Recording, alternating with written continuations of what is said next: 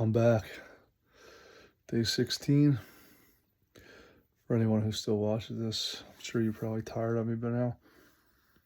I just smelled that because this was in my car. Drove my dad home from the golf course today. My dad was smoking cigarettes.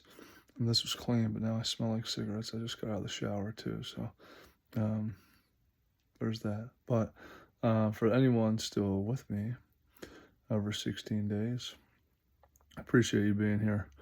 I once heard someone say that if you made a video a day, every day for 365 days, it would be very hard not to be successful. I think that person was quoting Russell Brunson, the founder of ClickFunnels. But I forget that person's name off the top of my head. Now, that being said, I am just coming on here and just kind of riffing about my day lately. There's a lot of stuff that I could get into business-wise and just haven't yet, and that's on me. I've been speaking a lot about becoming a media company to other people, and just how if people just put out a lot of educational content and engaging content and then move people through their funnel, it's just you're going to outdo the person who's not doing it. A few examples. I just had played golf today. My dad, my uncle, but one of my buddies was in the cart with me, and he's starting. Him and his partner have a plumbing and HVAC company, and they're 3 weeks out on work. Like they're pushing people out. It's almost a month. They need to hire someone. They're not doing anything on social media. Now that being said, I let him know that like in the long haul, like as he wants to start building and growing this thing, becoming their own media company on top of just doing plumbing, like it's going to separate himself from all the other people that just do plumbing and just run ads to bring awareness. And by media, like it's just a term that like you just put out all your own media. It could be educational. Here's the pipes you need to look for in your house. If your sewer or if your toilet's clogging, you have this type of toilet, this is the type of plunger you want to have. If you have these types of pipes in your home and your home was built before a certain year, you need to look out for X, Y, and Z. And you just become a source of information. Because, and I heard this one yesterday, it's like 90% of your audience is not going to be ready to buy from you. And the person who said it said it's probably higher than 90%. So what are you doing to that 90 to 95% when they're not ready to buy from you? Are you just educating them, showing up, showing them that you're the trusted source? And then when they are ready to buy, you're the first person they think about because you gave them all this information. You didn't just show them what you were doing, you showed them how and why. And yeah, so that's just how like really any company can become a media company on top of what they do. Because when they own the distribution, they own all this stuff that they can point back to. There's just so many different ways to build trust and be the go-to person in your market there. So that's what I meant by a media company. And I talked to him about it yesterday. I talked to a blue collar guy about it yesterday morning. I talked to an AI guy who runs like AI sales enhancement, voice calls, and all sorts of stuff there.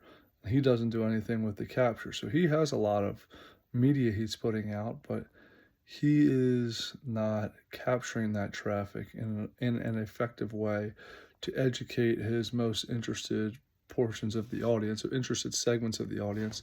The way you would do that is through some sort of email capture. And the reason you do it for email is because you have this segment of your social audience who does want to learn more, but maybe still isn't ready to buy, but just needs to know that way. Like maybe they're ready to buy next month.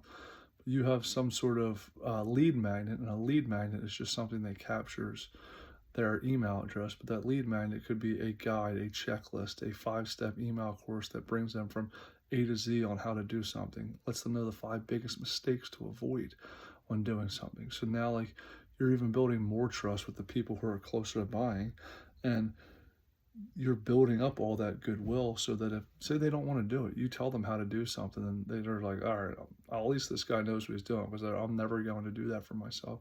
Then by the end of it, like you've already answered a lot of their questions and they know you're the person, so they call you. But if you're running all this media, you still want to have a direct line of communication. You don't have that on social. So capturing someone's email gives you that direct line of communication to their email. And God forbid anything ever did happen to a social algorithm or your platform, your account, you still want that direct line of communication. And having someone's email address on your email list, you have that forever unless they unsubscribe. So that's something you own versus like a social audience you're building on rented land. So this video is getting a little bit longer than I thought, but I've been having a lot of these conversations. I almost dropped the phone there, but I've been having a lot of these conversations, so maybe that's just kind of how I got here today. But the idea of becoming a media company, getting comfortable saying what you're doing, talking in front of a camera, showcasing everything you have to educate your audience, that goes a long way in building long-term trust and building for the long term. If you're trying to build a sustainable business, you're going to need to build some sort of media element to that business, some social media, newsletters, a little bit of video, and that's going to, be the separator, be the moat for you and all your competitors down the line. And I'm a firm believer that if you're going to do this, then you might as well do it with educational content that builds trust.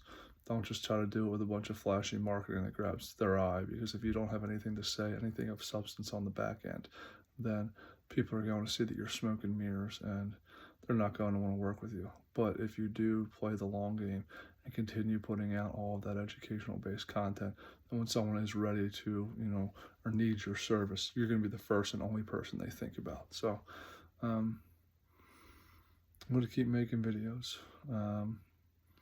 Got 349 days to go before I'm a massive success. Talk to you.